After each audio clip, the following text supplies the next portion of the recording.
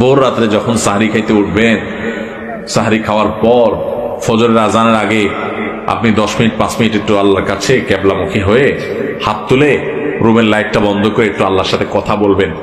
মানুষের সাথে বহুত কথা বলছেন, আল্লাহর সাথে একটু কথা বলে দেখেন। আল্লাহর সাথে কথা বলার স্বাদ আছে ভাই, অনেকে জীবনে একবারও এই স্বাদ পান নাই। একটু কথা বলে দেখেন। ভোর রাতে সাহরি খেতে উঠলে 10টা মিনিট একটু হাত তুলে কথা বলেন। কিভাবে কথা বলবেন?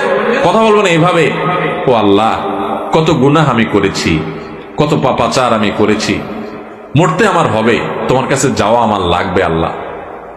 শয়তানের প্ররোচনা করেছি, এই রমজান মাস তুমি কত মানুষকে মাফ করে দাও। নবী করিম সাল্লাল্লাহু আলাইহি ওয়াসাল্লাম বলেছেন, ওয়ালিল্লাহি উতাকাউ মিনান নার ওয়া যালিকা ফি কুল্লি লাইলা।